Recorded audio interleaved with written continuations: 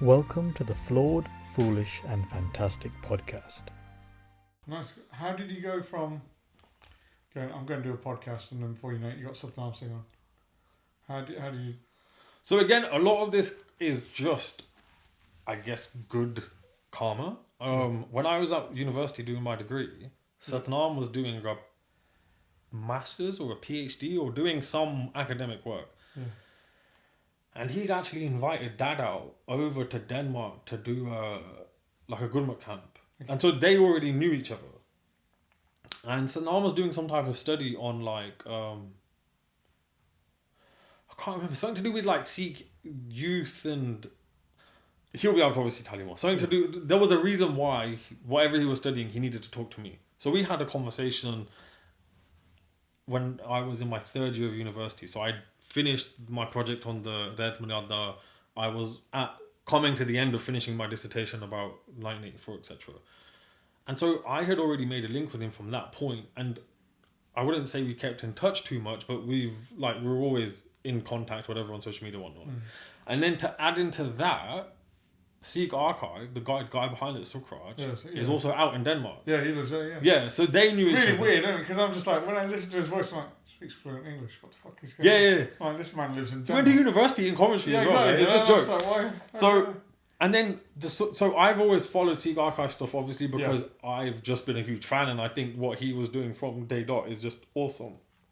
And also, I saw him kind of come up at a point where I had stopped my stuff, so I was like, yeah, great. Like, someone's doing something that's half decent.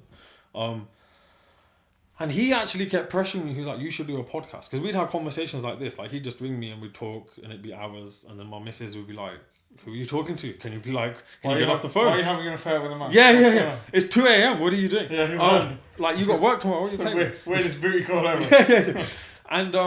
And he'd always say, do a podcast. You should do a podcast. You do a podcast. And I was like, I can't be fucked. Like, you do it. I was like, you're already doing one. Just carry on. I'll help you. I actually said to him, I was like, I'll help you. I'll go and research. I'll give you the questions. I'll contact whoever. You be the front man. Yeah. And that's also because of the context of kind of the community and everything else. I just couldn't be asked to put my face and my name and my voice in the forefront. Yeah. And he just gave me a hard time, and he was like, look, I'm not going to let it off until you do a podcast. And I was like, for fuck's sake, all right, fine. If you're going to make me, all right? And then also at the same time, all of these other things, like I'm researching my family history, I'm reading more books, like I'm also wanting to put more context behind social media posts. I'm like, it makes sense. And I'm also like, well, hey, I can monetize this because it's it's audiovisual content or whatever. And then I was like, all right, if I'm going to do a podcast, you have to be the first guy on it. And he was like, I think you should do... I don't know quite how it happened, but I ended up... Satnam was the first one. Yeah. Sukhraj was the second one. Shabad was the third guy. And then after that, it just kind of... I essentially reached out to maybe 50 people just on the first day. So Kamalpreet on the 4th or 5th. Yeah. He was on there as well. He was early on. He had... he was the boxer. Oh, in the Basi. Yeah, in the boxer. So We you had had him. all those... Then we had Simran, who was an artist. Yeah. And then we're now 37 episodes in or something. Yeah. Which is kind of scary, because if I've been publishing one each month, it goes to show how... 3 years. Yeah, which is nuts. And so, it's just continued. And I've made connections with people I just never would have even imagined. But it's good. But it's opened doors. It's opened other podcasts because of that. Yeah. And, for me, not just that, I know we've got you on as a guest, but one of the best ones I listened to was Letting Hunks with yours. Yeah. And I'm surprised none of us have got him on yet. Yeah. To do one. I think he'd be very, very good for yourself as well, because you've already got that connection. But it's that sort of thing. And I just remember listening to you there explaining it, and it's when somebody said, "Is that how you sound?" And I went to my wife, "Is that how I actually sound, with my voice like this or whatever?" And I just remember sitting there listening. So, no, I think it's really good. It's grown, and it's allowed the opportunities for everybody else. Yeah. It's just been insane, because I think lockdown was a massive thing when everybody's like, well, why not? I remember Jwala at the time doing stuff on Instagram with Jitin Singh, the Hairlane, people like that. So they were doing all that on there. But and then you also, actually started the proper ones. But then his podcast as well, the Suraj one. It's just all, as in his content, I know it's different in terms of the way he approaches his work, because it's obviously more narrative rather than a conversation. But even that, I was just like, this is brilliant. But for me, so for someone who's always loved having these kind of academic or intellectual like debates or just kind of reading into it, I've always wanted a place where I want to listen to a conversation on, for argument's sake. So give you an example. During my university, we had to do a module which was like the history of philosophy, but it's obviously history of Western philosophy. So you're just learning about white guys, right? And my favorite white guy in all of Western philosophy is Spinoza. And that's basically... Yeah, because if you read his work and you just change some of the words, you basically... Don't crucify me for this, but you're basically reading a Sikh. Yeah. His work is pretty much Sikh. That's what we said, like Spinoza, Descartes, those sorts of things. They're early sort of... I think Vedanta's a bit above it, but they are really talking about the same thing. So Descartes obviously falls into duality off the get-go, because he's like, oh yeah, I think, therefore I am. And even that is just... Because then, if you think, then you become the conscious, you are separate, then duality. Yeah. And then if there's but Spinoza's... So for me, when I read that... Spinoza's very close. And the lack of, or the lesser of the duality in that sense, in terms of Spinoza's very much like it is all it. Yes. Like it is all just he's not saying these words, so don't crucify me, but in terms of what he's arguing, it's very much everything is a manifestation of whatever that is. Yeah. And I was like, this is fucking brilliant. And so it was almost like, so I'm coming across, and I would love to listen to a podcast about some guy rattle on about, all right, I studied Spinoza, I studied this text, and these are where the philosophical differences lie, or this is where the agreements are. So hence why the Vedanta podcast we did, I loved it, because philosophically, we're getting into the nitty gritty, and we're really being pedantic now about some of the kind of things we take as assumptions, right? And at the same time, I had this huge thing during my university, which was Sikhism. Yeah, the Singh Sabha movement happened, we had a reformation, we have this new religion. But fundamentally, what makes it different is there is Judeo-Christian framework just embedded within that. So even if you translate Gurbani, it's Lord, it's God, it's He, it's this, it's that, it's the other. And actually, if you look at the terms, that isn't what that translates to. That isn't. The only way that term is there is if it actually says God. You know, it says it says God. Otherwise, it's like everything has a similar. Even if you look at Islam, when it's like Kareem, Rahim, you know, he's the provider, he's the sustainer, he's this, he's that. Then Hari is the same, Govind is they all have different attributes. And so with that kind of being like, all right, I would love to have, it's almost creating what I would want. And I'm almost like, well, no one else is doing it, or I don't think anyone else is doing it, so let me try. And it's worked. It seems to be working. It's opening doors. A lot of the podcasts more recently, I would never have imagined I'd be having conversations with some of these people. So, like Anshul Malhotra, who's an author who was born and is now based back in Delhi, who's written 2 books on partition. Kaviti Puri, who's been on Newsnight and works for like BBC and all of these guys. Yeah, so Roger, like comedian. I went and saw her. She's on like Mock the Week and things like that, and she's in Leicester soon. And I was thinking to approach her, and I was like, nah, man. You know, when you look at something like their way. You know what was insane? We went to see her. We went to see her show, and at the end of it, I went, I want to talk to her. I just thought I want to talk to her because for anyone who hasn't gone to see her live, please do, because someone who comes from the same background, you understand her comedy, and it's just so perfect, and you're like.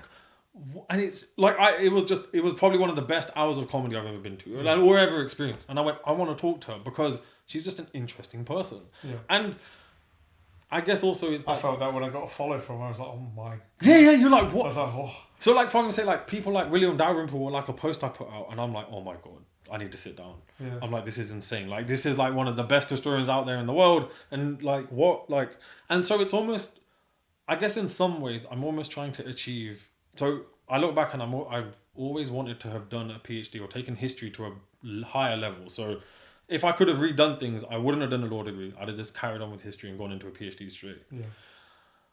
But this is almost like doing it in the reverse, which is like, all right, I don't have all the money right now to go and fund my ass to go to do a PhD. So I'm going to just create a whole bank of knowledge that I can, but not like of a shallow depth. Yeah. Stuff where we pick a topic and we're like, all right, We're I going want delve to into it properly. get the Najord out of this. So Dasam Granth, I want this to be the Dasam Granth podcast.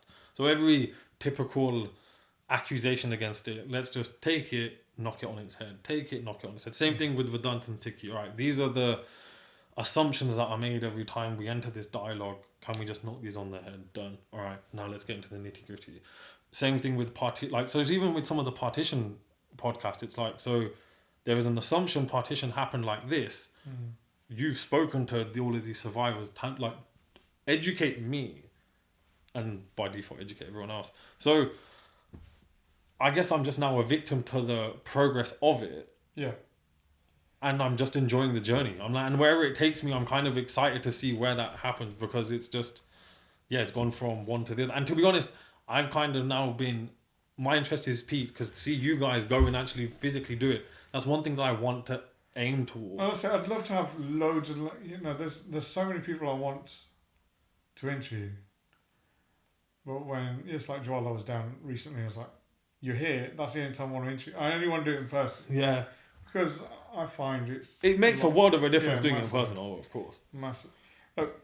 Right, you've put up tons and tons of stuff about Sikh history. What is it about Sikh history that inspires you? Ooh, inspires me. I think, so the origin for me for a lot of this whole journey was the fact that when I was like 15 or 16, I remember having a bit of a mental breakdown in the car with my dad on the way to secondary school, where I was like, Dad, I don't fit in with anyone. Yeah. I don't fit in with any of the Gaudi at school. They pick on me. And when I say pick on me, it's like school ground shit, which is like, you look different, so they're going to crack jokes about you. Yeah, great.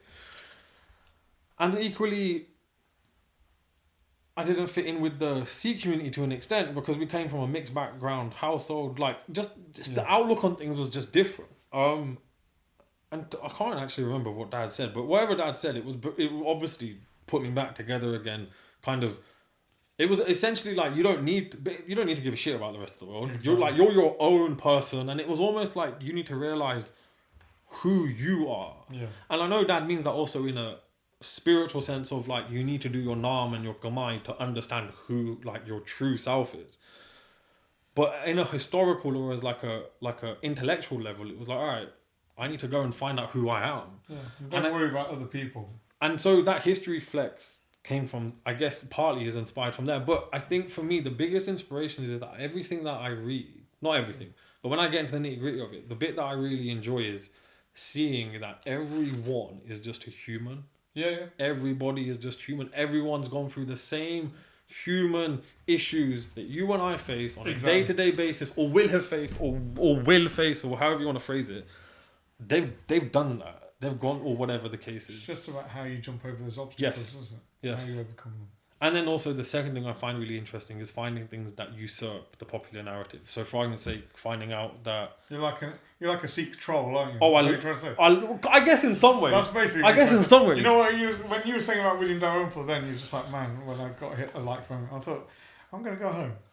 I'm going to find who's the best historian out there, make a Twitter page or an Instagram page on this, and start liking other people's faces and see what happens. But even and I was trolling them mentally. But it's also so random. So I'll get like these huge pages or people who are like, they've got like millions of followers liking stuff, and I'm like, okay, I didn't like. As in, I think I'm also shocked at the extent to which some of this content gets to, or who. Some of it's also got me in trouble, but it's also like hasn't, so it's not so bad.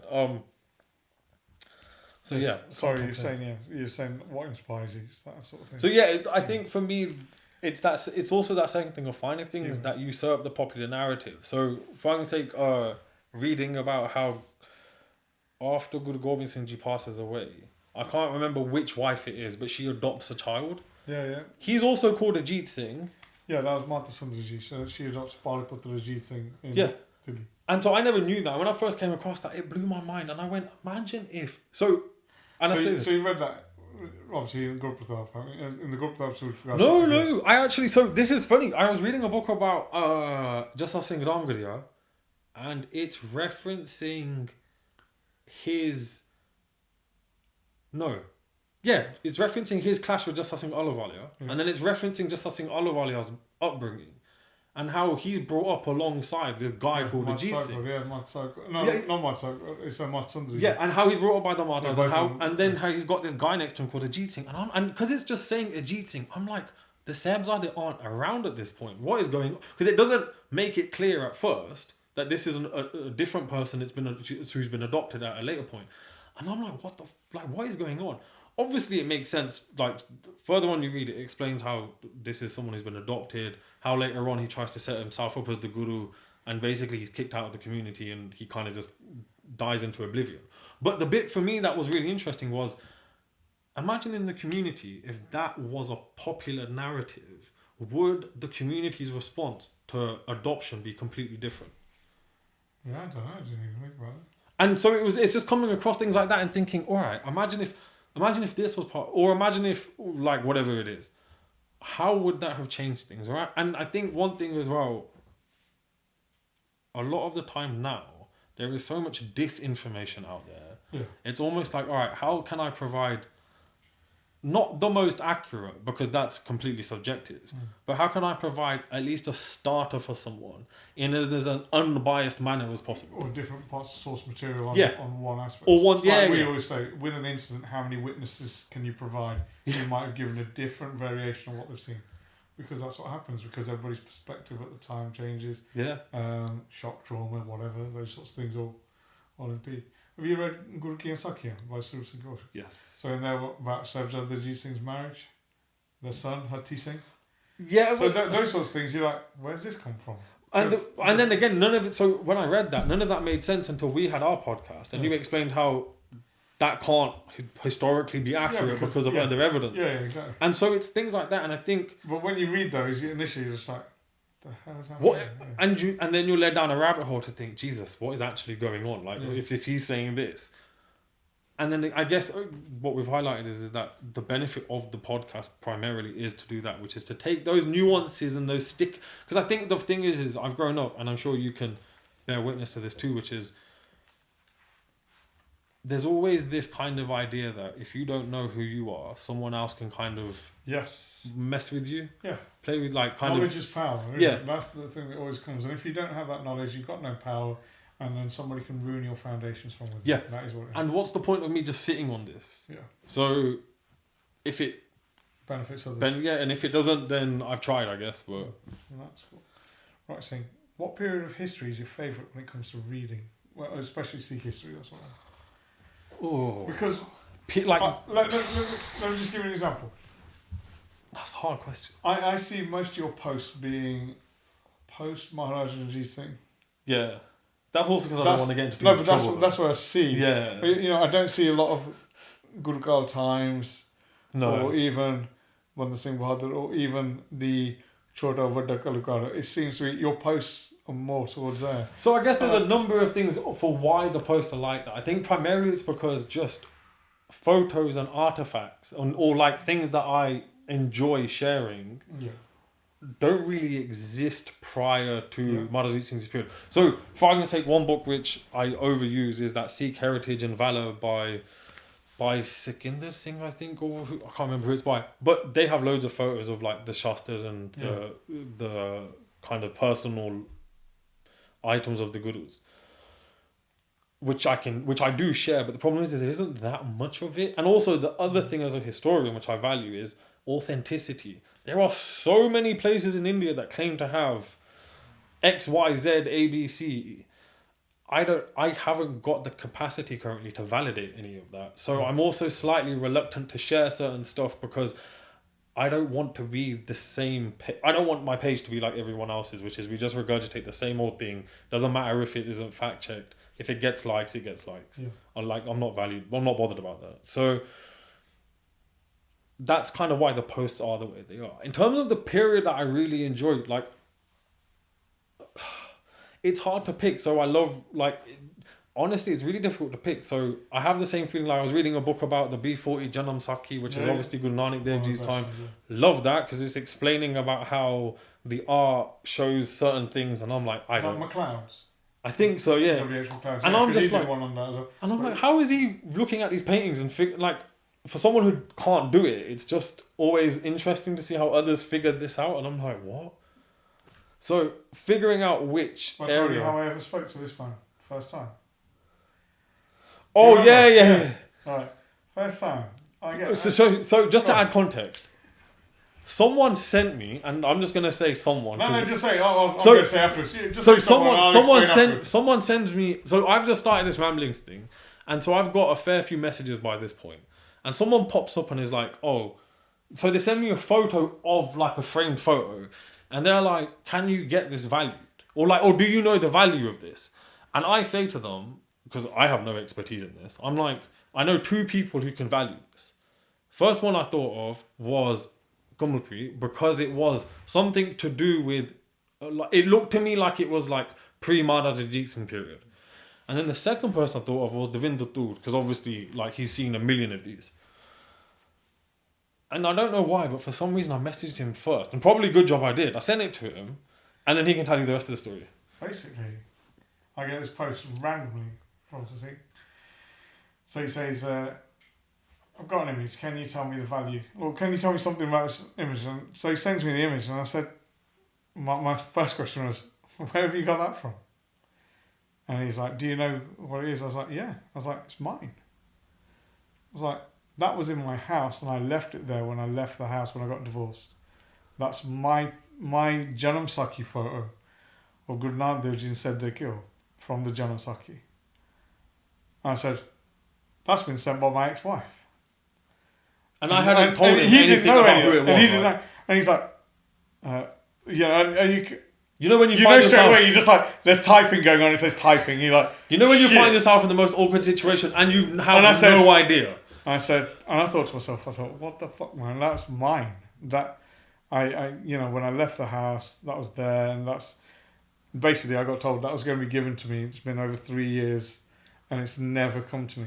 So that is a Janam Sakhi folio of Sedek Gill going to go and get water. He was a fisherman. Yeah. So the Shabad Tu Dana Bina, which comes in Sri Rag by Guru Nanak Dev Ji on Ang 20. That's what it is. It's a folio of that. That's the first time I got a message from this thing. And he's like, okay, I'll just reply back. And I was just like, that was it. I was just like, that's how I met him. So imagine breaking the ice like that, right? After that, I thought, well, hold on, asking him to do a podcast is easy then. Yeah, exactly. It wasn't difficult, was it? As in, we've literally become accustomed to one another in probably the most awkward situation. shocking. Yeah. And I said to my kids that day, I said, make sure that doesn't leave the house. That's mine. And so I got my eldest speak. So she said, spoke to her mum, and she was like, Mum said, if you can have it tomorrow. I said, okay, bring it tomorrow. I'm still waiting 3 years later. It ain't happening. It's never going to happen because it is a value. It's not actually, it was given to me by my Mussie. Oh. My Mussie's got all the rest of them. That's missing from the collection. Oh. And we can't get it back. So yeah. But yeah, that's how I met this thing. I guess in some ways it was useful because hopefully otherwise you wouldn't have found out. So yeah, that was how we broke bread, so to speak, first time. Which was, for me, I at the end of it, I went and spoke to my wife and I was like, yo, this is what's just happened. And she was just looking at me going, what? Like, you know when you tell someone something and they're like, I don't understand what you say. hold on, like, is this an episode of Friends or something? Like, as in, like, what? And so yeah, it was an icebreaker. No, I just remember you saying, do you know what it is for? And I said, yeah, it's this. It's from Janam Sakhi. It's actually not in the Janam Sakhi. But the maddest thing story. is of all the responses you could think of, you would never think. You would like, as in, who in their right mind would think the person who's messaged me about this and the person that I would ask are that closely related? Like, as in Ex-partners. fuck yeah, like, oh man. But yeah, it was Yeah, that was it. So yeah, so you were saying about the pictures from McLeod and stuff. That's what I just brought that up. So in terms of like period or area of history, like as in I was reading that, I loved that. I was reading stuff about J.S. Godar's Master of the White Hawk, and that's basically looking mainly obviously at Guru Gobind Singh Ji. So I love literally every part of Sikh history, quote unquote, because of the fact that each bit kind of connects to one another, and also stuff like so I didn't really know too much about this until more recently, kind of talking to yourself, talking to Javala, listening to his podcast and doing a bit more research, which is kind of the inter-community beef that is going on when Guru Arjan Dev Ji Shahidi happens and Guru Har Gobind Sahib Ji is basically like, I'm putting weapons on, I'm getting strapped, all of you guys either join me or like That's it. Like, fuck off. And so I think coming back to that whole human thing, which is actually, it's everyone is human, and I know I'm overplaying it, but it's like we sometimes look at history and we're like, they're superhuman. Like that's a different space, time, world, whatever. But they're going through the same, like. Well, exactly. My dad. I remember problems. this question. I was like, Dad, why is it the Guru Gobind Singh Ji and Guru Har Gobind Ji wore weapons? And he's like, if your dad gets executed, you got to tool off, haven't you? He's like, because you're next on the line, so you know. It's like any gang. Any gang takes a hit, the guns are out. Yeah, like and as in like it's just a normal thing that anybody would do. Protection. Completely natural response. But to see then the community going, well, actually, the first 5 gurus held a sant lifestyle. Yeah.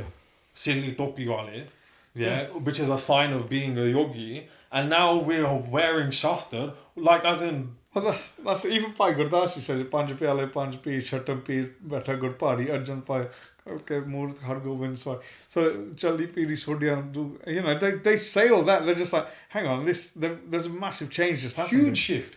And I think I guess one of the main things that I enjoy is seeing and understanding that we're all going through those same issues.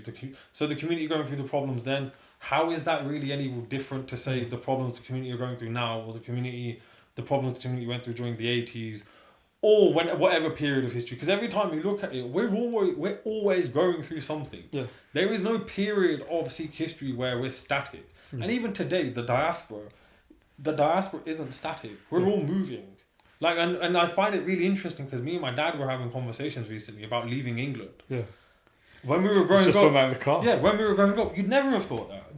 I would never have thought of actually one day I'll have a conversation where I'll need to leave here. Right. And it's just interesting because I think for someone who really enjoys history, seeing that everything's always in a state of flux, philosophically it's quite ironic. From a Gurmat perspective, it's also quite ironic.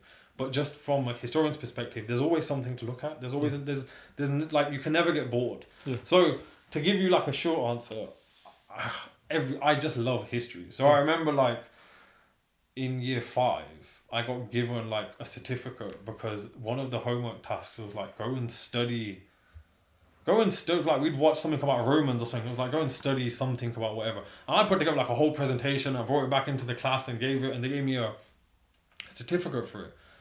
Like, so I don't know why. I'm obviously slightly strange in that sense, but I just love looking at the past and looking at history and trying to figure out, all right, what can I learn from that? What are the impacts of that? Like, what was going on at that time? And I think the more I've grown up, the more I've realised you can look at the same piece of history from 1,000,001 different perspectives. You can have like narrative history, like, so you could literally just have dates and times, like historical, just narrative, intellectual history, social history, gendered history, caste history, like it goes on and on and on, and it adds different flavours. So for argument's sake, give you a personal example, like my family leaving from Punjab to Africa, their class status would have affected how they got there. So if we were indentured labourers, we would have come from a very poor background, we probably wouldn't have been well educated, and we would have literally almost been sold into indentured labour. But if we were one of the traders that moved over, we would have come from a wealthier background, we would have access to education, knowledge, food, all sorts of... And it's just those angles. It's always interesting because you're almost like... You're colouring in a different part of the canvas each time until you get to a point where you go, all right, I now can see whatever it is that I'm trying to find. Well, that's wicked thing. Right. I've got a couple more questions. First one is, what are your favourite books and why? Okay. You gotta have a top 3. Everybody has top 3. Favorite is difficult because I would. So the ones that I'm gonna mention because they were instrumental in kind of forming my understanding. Yeah. First one would be Haja Oberai's Construction of Religious Boundaries. People read it and either absolutely get terrified and just shit themselves and are like, oh my god, this is blasphemous and all the rest of it. Or people read it and actually understand what he's saying. Yeah. It's an absolutely brilliant book. Ironically, he was the first person I invited to do the podcast, and he politely declined, which I respect. But I would love to have a conversation with Haja Oberai. I think I would probably faint out of excitement. But his book definitely. He's released a second book which I actually haven't read. It came out I think this year. I've got a copy of it. I'm waiting to read that. I hope it's as good as the first one, but I don't know yet. So Construction of Religious Boundaries is definitely number one. Number two is Arvind Mandir's work, which is I'm going to put these two together because he's done two books. One is Religion and the Spectre of the West. It was published a long time ago, but it is a brilliant book. The first chapter is basically Hajar Oberai's work, but condensed. So if you read the first chapter of Religion and the Spectre of the West and then went and read Hajar Oberai's work, it'd make a lot of sense. Yeah. But Religion and the Spectre of the West does a brilliant job of showing and explaining how, through this colonial process, we went from a particular logic and understanding of Dharam and that system to a post-colonial logic of identity, and it was based on religion, and how it's mostly based on a Judeo-Christian idea of what religion and God and all of these things are. So they're definitely top two.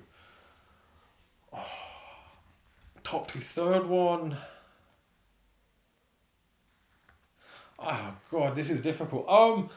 I guess it'd have to be something like Devinder Thul's his collection, his book, beautiful, isn't it? because you can get lost in that, and the quality of the photos is just perfect. Yeah. So that's one, and I guess I'd have to in the same kind of sentence I'd have to throw in the Heritage and Valor book, which is again it's photos of Shastras, all sorts of arms and kind of personal items of the Gurus or related to those closest to the Gurus. Yeah. So I guess they'd kind of come in third. There's so many though. I could there'd be hundreds. There'd be hundreds. I'd love to I'd just love to read them all off, but no, I guess they would be top three. Well, that brings me to, my next question is, you used to, and I'm really thankful for this. You used to write up reviews. Yes. Of books. Is there any chance you do them on video? You've got so many books that you've read through. Is there any chance of you doing 10 minutes going, I've read this and this is... So, funnily enough, you're the second or third person. Because I remember tagging you on a post ages ago to say, I think you'd be perfect for that. So I definitely need to continue with the book reviews because I've read a few books and they've just sat on my desk and I haven't got round to actually reviewing them or anything or doing anything like that. But that's definitely on the... I think for me, the hardest problem is actually myself. So I'm always I'm over analytical. So I'll record it and I'm like, nah, that's not good enough. No, it's not that. It's the fact that you research books prior to your own podcast that you do. Yeah. So you've obviously read the book. You've gone through stuff. And you're just after you've done, the podcast with that individual, even if you did a 10-minute YouTube video going, right, done a latest podcast with this individual, this is the book it is, and this is what I highlight, and this is the chapters, and this is why I'd say it's worth picking up. No. And you'll know about it from the latest podcast that's coming out. It promotes that person's book. It shows you've done the reading as well, and I just think with the amount of literature that you put up anyway. Yeah. No, and rather than writing out, because writing out it's a pain. Yeah, exactly. So I think I guess you're not making me, but I guess no, we're agreeing. I'm not saying. No. I just think that I think you'd be perfect to do that. One, it helps you look at the amount of Instagram book clubs that there are. Yeah. And you just have I don't know whether you'd have a separate account or you'd put it on your second Ramblings account and then link it back into YouTube. I think that's definitely been an idea, and I think the fact that you've mentioned it as well it definitely pushes me towards doing it. So yeah, I've been meaning to do more book. So I've read a few books, obviously. So I'm saying all this. Yeah. Without even thinking about what your wife's going to go, bloody hell, he just spend any time with me anyway. And now he listens to all these bundes instead of listening to all these guys. Yeah, exactly. So as long as it doesn't cause you any issues at home, that's the thing. To be fair, I've been. So one thing with the podcast is it very quickly becomes quite focused, which is all right. Get a guest, get a topic. Do the reading, ask the questions, do the recording, edit it, stick it out. Right, cool. Next one. Podcasts, I think even ours was 3 hours long. Yeah. And I tend to try and keep them as I don't really edit them that much. When I say edit, we're removing background noise and things where I've gone for the toilet or whatever, or like the Amazon driver's turned on. Yeah. But I'm aware that there's so much value in that content, but it's about like putting it out in a better way. So even with the book reviews, like nail on the head, which is putting it out as a video is far more accessible and interactive. And also you can express more in your language than you can just kind of write it How out. many people read it? Yeah, you see yeah, people on completely. it. The reason why people are on Instagram is because they're like, It's quick, yeah. put them on Facebook and they're like, oh, no. There's too many words. Yeah, And there's then too you many put words. them on a WordPress, they're like, oh, I'm dead now. Yeah, stop it. I'll do it. Please stop. Exactly. So no, definitely, I think it's definitely on the cards. I just have to do it. Like, as in, I just need to literally sit myself down and be like, all right, let's do it. Well, it depends. Next time you sit there trying to write up a blog or a review and you go, actually, I can do this in 5 minutes. Actually, Yeah, I it's just record done. myself. I just took it up. I don't need to edit it. I might put a thing on the front and the end. Yeah, that's it. Is it? Yeah, no, definitely. So, it's definitely on the cards. Yeah. And Because you've hopefully just done a podcast with Gurinder Yeah. about his book. Yeah. You know, it's that sort of thing. Yeah. Well, and again, like I have to, not that I have to, but I've like set myself the task of writing a book review. So it is again just a bit easier just to hit record and go for it. So yeah, no, definitely. I think it will be soon, very soon. No, that's fine. Second last question. What doors has Ramblings opened for you? I saw a post where you said you signed something. It's so. But you never said what you. I did. And Okay. it's like, this guy's put a fucking teaser up, man. This is so. It's like when people go, checked in at the hospital and you're like, well, at least tell me what you're there for. Yeah. What you doing? Just hurt your finger. Yeah, exactly. Yeah. Like just the fingernails fall off. No. So. Yeah, I signed something recently which was really cool, and it was the first thing I've signed, which was also really, like, as you can imagine, like, awesome. Doors in terms of...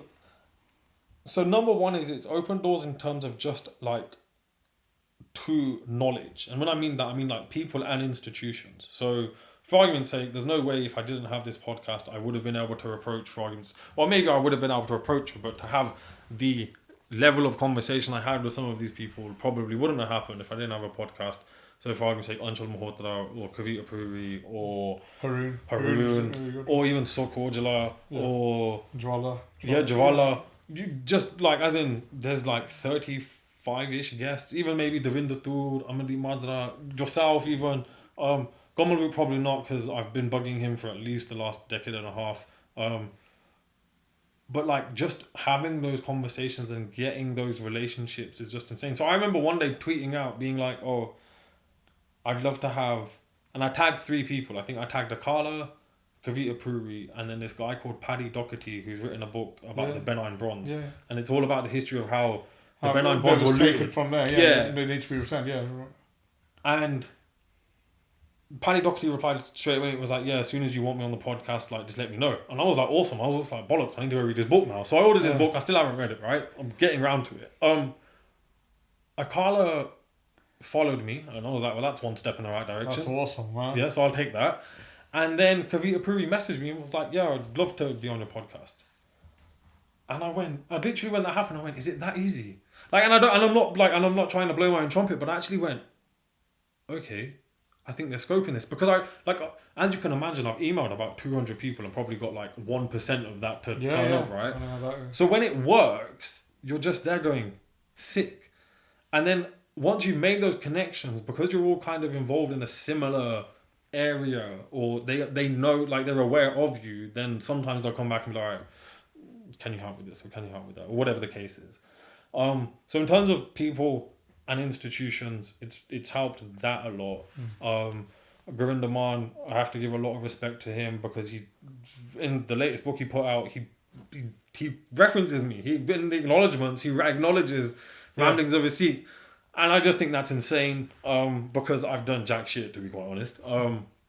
That's something that's quite cool. He's also helped kind of get me involved in some of the kind of the events and stuff he's involved in. Yeah, I saw that, because you have to pull out last minute. Yeah, which was unfortunate. Yeah. But like, he's like, so just to have, as we were saying earlier, like, have that generation kind of see the effort I'm putting in and be like, all right, we can help, like, we'll help you along your way is really cool. Yeah. Then that contract is probably the coolest thing, I have to admit. So, I get followed by also, as you can imagine on Instagram, you get followed by all sorts of like random people, right? And this company reaches out and is like,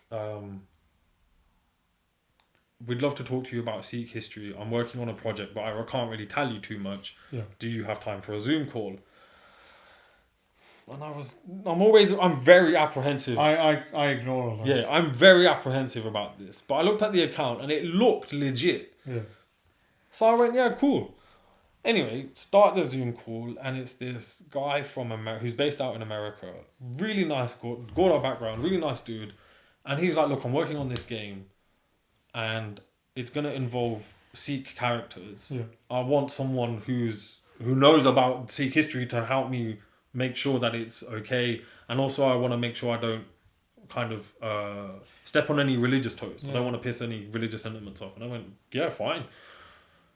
And so he was like, are you a gamer? And I was like, I'm not really much of a gamer, but I love those type of like strategy games, so like Total War or whatever. Age of Empires. And Yeah, stuff like that. That's and it. he's like, well, funny you say that, because I'm working on a game very similar to that, like civilization building and all the rest of it. Yeah. But it's based in India or the subcontinent around kind of the time the Gurus are alive. And he was like, the 3 characters I want you to help me write their blurb for, and then also help kind of their character attributes. Because the idea is you can get these different like leaders who give your faction benefits. Yeah.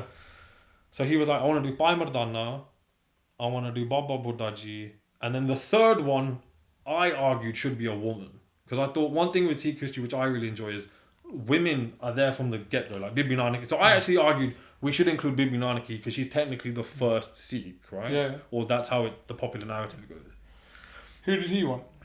He was slightly apprehensive because he was like, look, if people are going to have an issue with us depicting the gurus, I don't want to depict any of their family in case people have the same problem. Yeah. So instead, he's put Mata Kivi. Yeah, I was about to say that. But again, you're looking at family, aren't you? His argument is it's slightly kind of detached from Guru Nanak. And I was like, look, whatever you're happy with, I'm happy with that. So essentially, he's contracted me to help write the blurbs for all of those characters and like how they like their benefits in the game. So if I can say Mardana, there's a musical talent there. So like what does that translate to if you have him on your side, so to speak? Or Baba Buddhaji, the fact that he lives through so many gurus, what benefit, like, so it's just that type of thing. So I signed a contract for that, which was just insane, because to even think that you could, like, the fact that you like, it's just nuts. Seeing that you've got the knowledge there and they can use it. Not only one, it promotes what you're doing. Yeah. And 2, it gives him the advice from the before somebody goes, man, this is cultural appropriation. This is because that's what everybody's scared of at the moment. They're like, man, I don't. And he want to himself, draw. He's a history nerd. And get myself in trouble. He would love, like, just like you and I, we have this conversation. Absolutely love it. Get lost in it. He's loves his history, but he's like, look, I'm aware where my expertise lies, and it's not in Sikh history. He goes, I can read about it, but he goes, how to figure out which way to go and whatever else. I'll leave that to you. So. Sign that, which is awesome. I've got until the end of the year to write it, which is obviously ages away. Yeah. I've written two. You say it's ages away. We're in August already, man. Yeah, true. Already written 2 of them, so I got 1 left. And then and so in terms of doors, I think that's probably the most unexpected, because there's no way in hell I would have said, oh yeah, I'm going to start this podcast, and then someone who's making a game is going to end up asking me to write, like, as in. The story just... Yeah, your bio that's going to be featured in a game. That's amazing. It's just jokes, isn't it? So there's that. And then I guess I'm just now trying to figure out what, like... Not where I want to take it, but how I want to kind of, like, where it should go. So, like... Well, the next question is that, what are your future plans? Well, this is just it. So, obviously, it's growing, but I'm also aware that I don't want it to just... stagnate. Yeah, I don't want it to just turn into something that, like, all right, yeah, it's the same, not the same thing, but it's the same format or whatever. So for argument's sake, like you spoke about the book reviews, that's definitely on the list, but something that I started, I haven't edited it and I haven't put it out, but I guess I'll... No, this ain't going out for ages yet. So no, and I'm more than happy if it went out before, because it builds up a bit of, like, excitement. So History Today is like a magazine that you can get in the UK, which is obviously about history. But in the back of it, in every edition, they'll have an academic or someone that has written a piece, but they'll ask them like 10 to 20 questions. Yeah. And some of them are random, like what's one word of piece of advice that you've lived by, or what's one area of history that you love, like similarly to these, right? And I was, all right, I can take this and I can flip this and I can turn this into something a little bit more condensed. So with the podcast, it's obvious some of them are like, they average an hour and a half, but some of them go up to 3 hours, which is an insane amount of time. But people sit there and listen to it. So I think for I can say there's one podcast which has like a 70% playthrough rate, which is nuts. It's like an hour, it's like 2 hours long, hour and a half long. And 70% of people who listen to it finish it off. Crazy people, ain't got much to do with their lives, obviously. Anyway, I was like, I need to create something that's a little bit more condensed and quick and snappy. And so basically I was like, all right, I can take these questions. So I've done it with Javala and I've done it with Priya Atwal, where basically I've had like 10 questions and it's just on the spot, like, what's your favourite book? All right, what's this? What's that? Not really giving you time to think. Yeah. And so it's that I'm almost trying to figure out how I can continue the podcast but create other like channels, or not channels, but other streams of content. You want palatable content that's quick, because today's society can't sit through 2 minutes, man. Yeah, no, completely. Everybody's got ADHD. Yeah. Like even if you look at the internet, it's full of memes. No one wants to read anything. They just want to look at photos and catch a laugh, and then that's it. Or see your dog, a cat, or great, message a friend, and you're done. That's it. So, in terms of the future, it's definitely about evolving the podcast. Yeah. I don't know what that means. I have a vague idea, which is at some point it being backed. You say that. I like your podcast, and what it reminds me of. Have you heard Dominic Tressell's? Yeah. And he's on like 522 podcasts, yeah? He's never changed it. That thing is still going, and it's a beast. Oh, sorry, I mean evolve it more so in the sense of like, so at the moment it is just literally me in my room, yeah? I want to take it to I want to evolve it to this, which is I turn up wherever it is and I record, because that also gives me then the benefit of, say if we're talking about, I don't know. So for example, with Rav's podcast, it became quite apparent to me that I could have gone to London and that was the best. I could have recorded. You need to be in there. We went there, and he's got his own museum, and it's amazing. And he's just like, what's that? And you need to go, and that's why. And then, but then also because like YouTube is the benefit of video. It's like, all right, so he's talking about this place in London. All right, go and record there. All right, put that. But it's almost like, I guess the trade-off is, you have to invest quite a lot of time, effort, and money in order to even see a penny return. Yeah.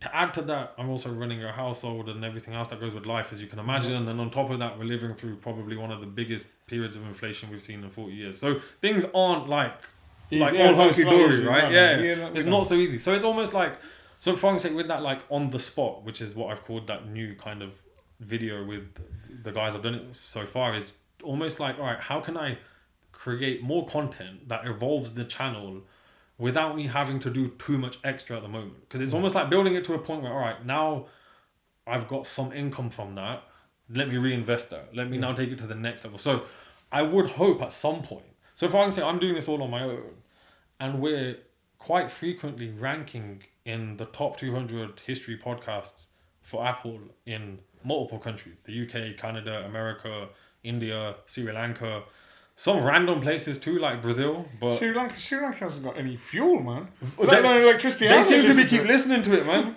It's wild. You got solar chargers to listen to your stuff. They were all just blasting ramblings of Sikh while they were revolting. What about dead? Yeah, exactly.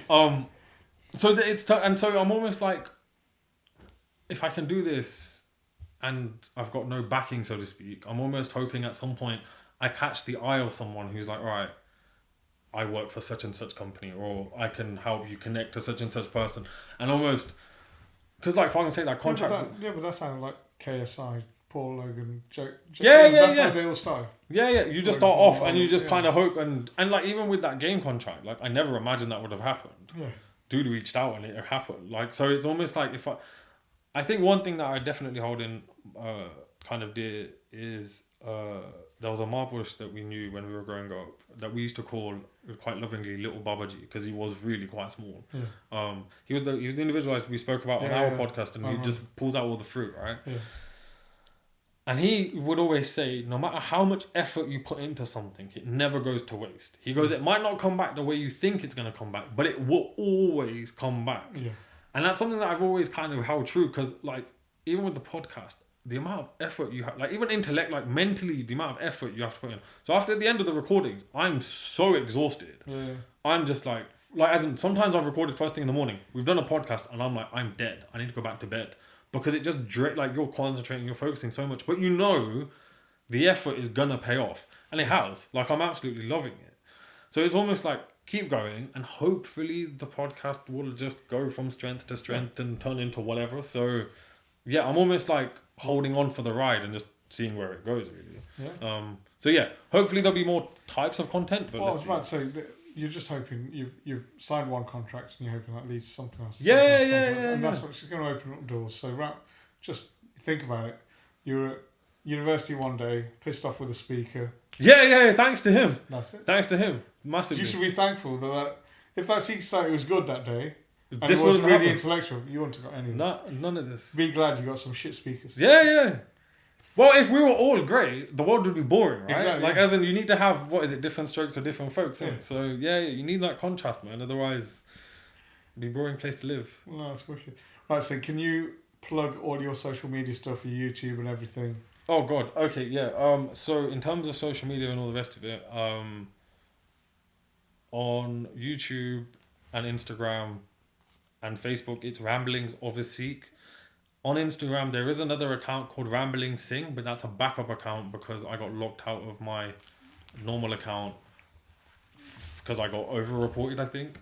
So Ramblings of a Sikh on Twitter. Sorry, Ramblings of a Sikh on Instagram, YouTube, and Facebook. It's Rambling Singh on Twitter. Although I think if you type in Ramblings of a Sikh, it still comes up straight away. Yeah. It does. And then in terms of the podcast, it is called the Soch Podcast. Unfortunately, typing Soch, you have to type it SOCH, so it's almost like sock. Or you can just type in Ramblings of a Sikh into like Spotify, Apple, or whatever, and it will bring up the podcast. Yep. And then if you do listen to the podcast, please follow it, like it, review it, whatever, all of that good stuff. Or if you get onto, I'd still suggest your Instagram account. Yeah. Go onto your bio because there's links off that to all sorts of other stuff. Yeah, actually, that's probably the easiest way, which is just go straight to the Instagram bio, account or the Twitter account, and there's a link in the bio, and it takes you to all of the relevant. Because your link tree's got loads of other stuff, reviews, all sorts of stuff. Yeah, the book reviews. Because I think that's really good. Yeah, definitely. Actually, good job. You reminded me. Yeah, probably better to go to the to Twitter or to Instagram and use the link in the bio because you get to wherever it is you're looking for. So yeah. Right, so we've definitely overstayed our welcome. No, man, it's alright. And is there anything else you want to add? Oh gosh, no. If you give me the chance to talk, we won't stop. No, I think that was brilliant. It was really cool to actually kind of reflect on just some of the stuff that's happened in my life. Although it's obviously like as long as it's not traumatic, you fucking leave here. He's lying on the floor. Dad, no. Dad, I need help. Look what they've left. As long as that doesn't happen, we walk in. Your dad's like, man, we bring these two things around and put son in trouble. Look what's happened, right? Yeah, exactly. Yeah. No. I think it was really cool. I really enjoyed that. It was nice to not have to be in that seat. So it was. Thank you for that. It was really good. No, that's no problem. I really enjoyed it. I really appreciate. I just want to say thank you very much for your time. From Flawed and Foolish. No. You definitely are fantastic, and that's why. I've been contacting you for a while. I was like, can we come down? And I really appreciate you taking the time out to absolutely. I appreciate your dad allowing us to use his place as well. Yeah. So, and I appreciate you putting the dog outside because I was shitting myself straight away. So no, I really appreciate it. No, not a problem, man. Would love to do it anytime, any place. More than happy. Love it. Well, for the podcast, like I said, we're going to close up from this. Not a problem. So why would you go close? Why would you